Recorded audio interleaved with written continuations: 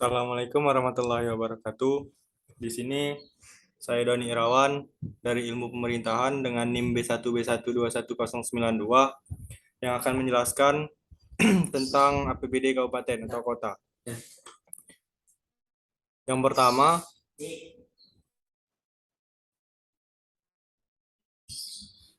pengertian APBD. Pengertian APBD, anggaran pendapatan dan belanja daerah, adalah rencana keuangan tahunan pemerintah daerah di Indonesia yang disetujui oleh Dewan Perwakilan Rakyat Daerah. APBD ditetapkan dengan peraturan daerah. Tahun anggaran APBD meliputi masa 1 tahun, mulai dari tanggal 1 Januari sampai dengan tanggal 31 Desember. APBD terdiri atas anggaran pendapatan. Yang pertama, pendapatan asli daerah atau PAD yang meliputi pajak daerah, retribusi daerah, hasil pengelolaan kekayaan daerah, dan penerimaan lainnya.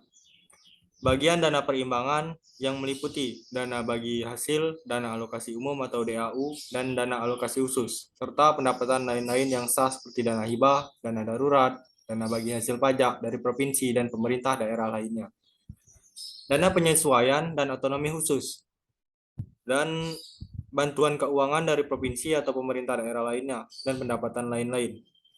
Anggaran belanja yang digunakan untuk keperluan penyelenggaraan tugas pemerintahan di daerah, pembiayaan, yaitu setiap penerimaan yang perlu dibayar kembali atau pengeluaran yang akan diterima kembali, baik pada tahun anggaran bersangkutan maupun tahun-tahun anggaran berikutnya.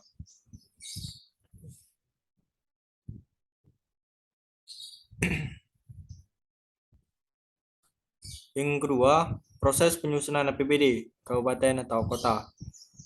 Dalam bagan di depan layar, tahapan penyusunan rancangan APBD yang terdiri dari yang pertama, rencana kerja pemerintah daerah (RKPD). Di bawahnya terdapat kebijakan umum APBD atau KUA. Yang ketiga, terdapat prioritas plafon anggaran sementara atau PPAS. Yang ketiga, rencana kerja dan anggaran SKPD atau RKA SKPD. Selanjutnya, rancangan Perda APBD. Dan yang terakhir adalah Perda APBD.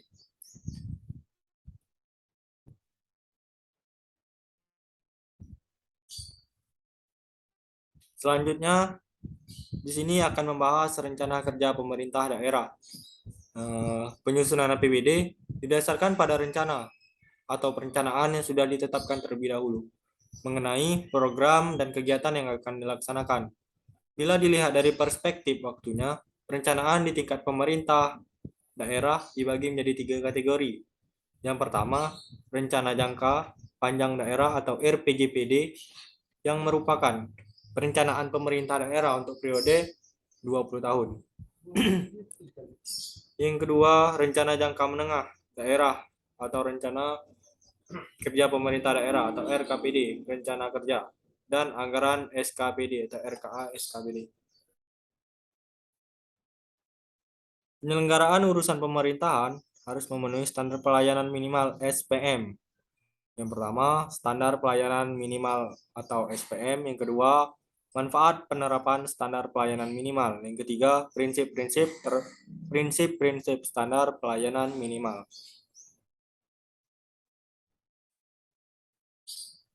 Selanjutnya, di sini mengenai kebijakan umum APBD serta prioritas anggaran sementara atau PPAS. Di mana implikasi dari perubahan kebijakan atau yang diusulkan terhadap sumber. Yang kedua, semua proposal harus dibicarakan atau dikonsultasikan. Selanjutnya, penyusunan rencana kerja dan anggaran SKPD, RKA SKPD. Di sini, penyusunan APBD didasarkan pada perencanaan yang sudah ditetapkan terlebih dahulu. Maksudnya, mengenai program dan kegiatan yang akan dilaksanakan bila dilihat dari perspektif waktunya, perencanaan di tingkat pemerintah daerah dibagi menjadi 3 kategori, yaitu rencana jangka panjang daerah atau RPJPD merupakan perencanaan pemerintah daerah untuk periode 20 tahun. Yang kedua, rencana jangka menengah daerah rencana kerja pemerintah daerah atau RKPD. Dan yang terakhir adalah rencana kerja dan anggaran SKPD atau RKA SKPD. Eh, Pendekatan penganggaran berdasarkan prestasi kerja dilaksanakan dengan memperhatikan keterkaitan antara pendanaan dan keluaran yang diharapkan dari kegiatan dengan hasil kerja dan manfaat yang diharapkan, termasuk efisiensi dalam pencapaian hasil dan keluaran tersebut. Nah, di sini anggaran berbasis kinerja disusun berdasarkan pada 5 kategori. Yang pertama ada indikator kinerja. Yang kedua adalah capaian atau target kinerja. Yang ketiga analisis standar belanja atau ASB. Yang keempat adalah standar satuan kerja. Dan yang terakhir adalah standar pelayanan minimal.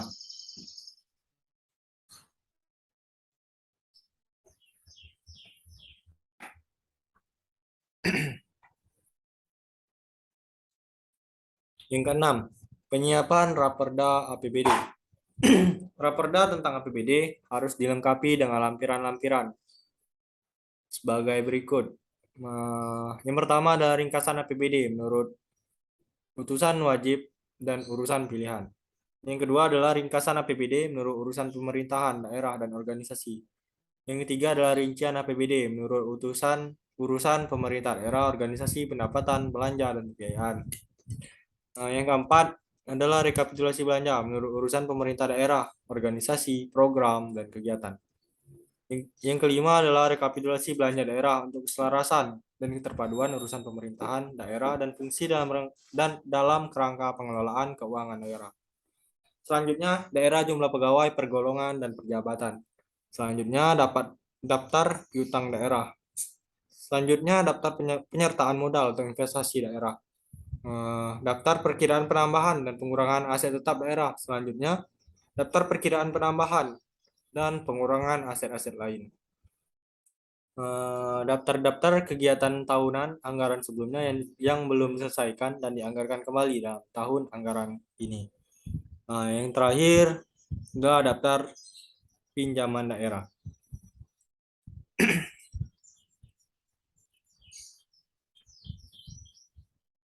Di sini saya akan menjelaskan bagaimana proses penetapan APBD.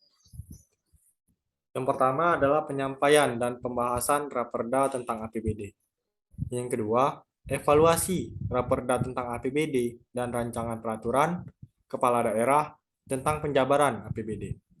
Yang ketiga, penetapan perda tentang APBD dan peraturan kepala daerah tentang penjabaran APBD.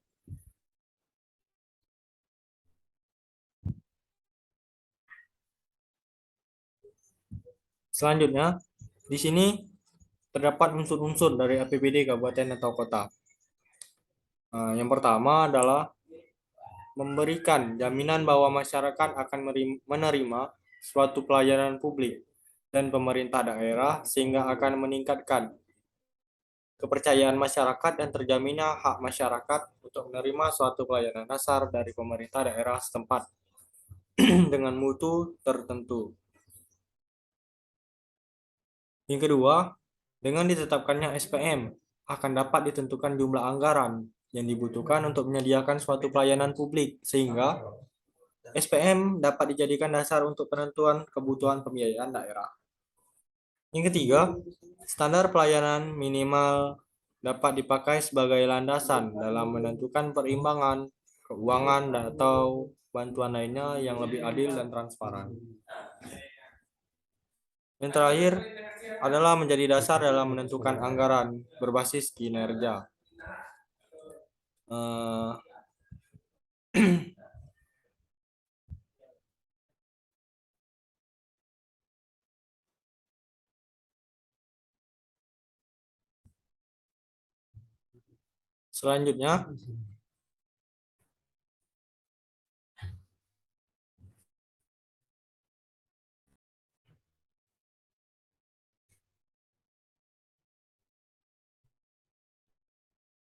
Selanjutnya, saya akan menjelaskan implikasi dari perubahan kebijakan-kebijakan yang diusul terhadap sumber daya.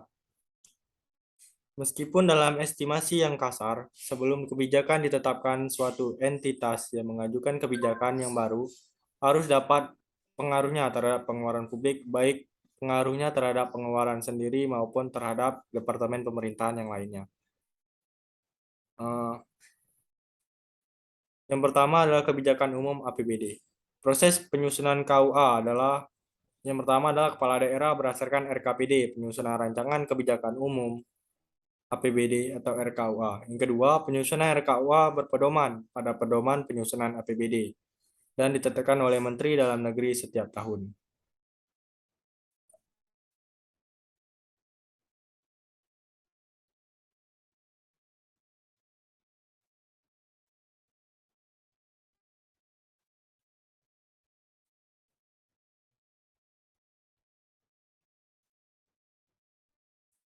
Di sini saya akan menjelaskan yang pertama adalah pendapatan daerah. Pendapatan daerah adalah hak pemerintah daerah yang diakui sebagai penambah nilai kekayaan bersih undang-undang yang terdapat dalam Undang-Undang Nomor 33 Tahun 2004 tentang perimbangan keuangan antara pemerintah pusat dan pemerintah daerah. Yang di dalamnya terdapat pendapatan asli daerah, dana perimbangan, dan lain-lain atau pendapatan daerah yang sah. Yang kedua adalah belanja daerah. Belanja daerah adalah semua kewajiban daerah yang diakui sebagai pengurang nilai kekayaan bersih dalam periode tahun anggaran yang bersangkutan yang terdapat dalam Undang-Undang Nomor 33 Tahun 2004. Yang di dalamnya terdapat adalah belanja tidak langsung dan belanja langsung. Yang demikian, yang termasuk dalam belanja tidak langsung adalah belanja tidak langsung, kegiatan belanja daerah yang dianggarkan dan tidak memiliki hubungan apapun secara langsung dengan pelaksanaan program dan kegiatan. Yang dimaksud dengan belanja langsung di situ adalah kegiatan belanja daerah yang dianggarkan dan berhubungan secara langsung dengan pelaksanaan program dan kegiatan pemerintah daerah. Belanja jenis ini pada umumnya dibagi menjadi belanja pegawai, belanja barang dan jasa, dan belanja modal. Yang ketiga adalah pembiayaan daerah. Pembiayaan daerah di sini maksudnya yaitu semua penerimaan yang perlu dibayar kembali dan atau pengeluaran yang akan diterima kembali, baik pada tahun anggaran yang berjalan maupun pada tahun anggaran berikutnya. Yang masuk dalam pembiayaan daerah, yang pertama adalah penerimaan pembiayaan daerah. Dimaksudnya adalah semua penerimaan yang perlu dibayar kembali baik pada tahun anggaran yang bersangkutan maupun pada tahun-tahun anggaran berikutnya dan dianggarkan secara bruto dalam APBD. Yang kedua adalah pengeluaran pembiayaan daerah. Pengeluaran pembiayaan daerah adalah semua pengeluaran yang diterimakan kembali baik pada tahun anggaran yang bersangkutan maupun pada tahun-tahun anggaran berikutnya dan dianggarkan secara bruto dan RAPBD. Dari tiga di atas, di situ terdapat adalah struktur APBD Kabupaten Kota.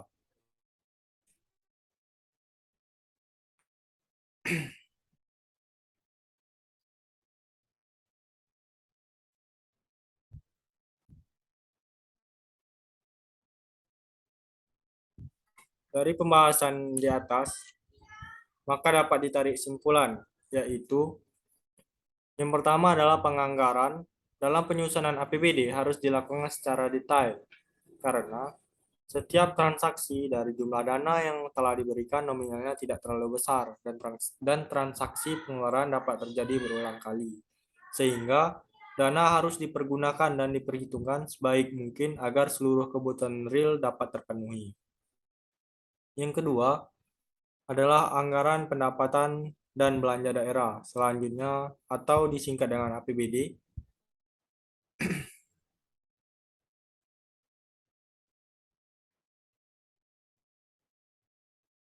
Suatu rencana keuangan tahunan pemerintah daerah yang telah disetujui oleh negara. Semua penerimaan daerah dan pengeluaran daerah harus dicatat dan dikelola dalam APBD. Penerimaan dan pengeluaran daerah tersebut adalah dalam rangka pelaksanaan tugas-tugas desentralisasi. Sedangkan penerimaan dan pengeluaran yang berkaitan dengan tugas pembantuan tidak dicatat dalam APBD. Yang ketiga adalah tahapan pengeluaran belanja daerah. Di dalamnya termasuk adalah bendahara pengeluaran melakukan dropping atau uang berasal dari APBD. Yang kedua, masing-masing bendahara pengeluaran pembantu kegiatan mengisikan form buku kas umum atau BKU sesuai dengan kegiatan. Yang ketiga adalah masing-masing bendahara pengeluaran pembantu kegiatan melakukan pengumpulan data pada bendahara pengeluaran. Yang terakhir adalah bendahara pengeluaran akan mengkoreksi baik SPJ, pemotongan pajak maupun kasda pada setiap buku kas umum atau BKU. Di sini saya juga akan menyampaikan saran. Eh, di sini diharapkan kepada Badan Kesatuan Bangsa dan Politik selalu mengetahui perkembangan mengenai ketentuan penyusunan anggaran, pendapatan dan belanja daerah atau APBD yang berlaku, mengingat peraturan perundang-undangan tentang pengelolaan keuangan daerah yang berlaku di Indonesia sering mengalami pembaharuan sesuai dengan situasi dan kondisi mengikuti perkembangan sosial dan ekonomi. Dan juga tim penyusunan RKA atau DPA harus lebih cermat dan detail. Daya prediksi yang kuat dalam perencanaan, penganggaran, dan pelaksanaan sangat diperlukan agar seluruh rincian anggaran belanja langsung dapat terpenuhi sesuai dengan yang telah ditetapkan.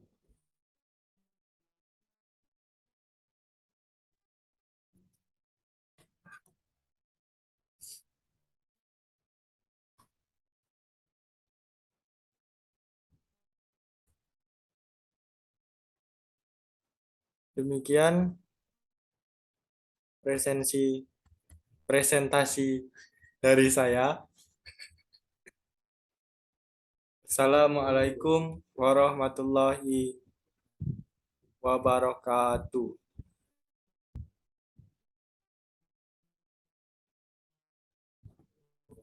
Berapa menit kalian? 17 menit. Iya. Iya. Jadilah. Tambah apa yuk ngeditnya?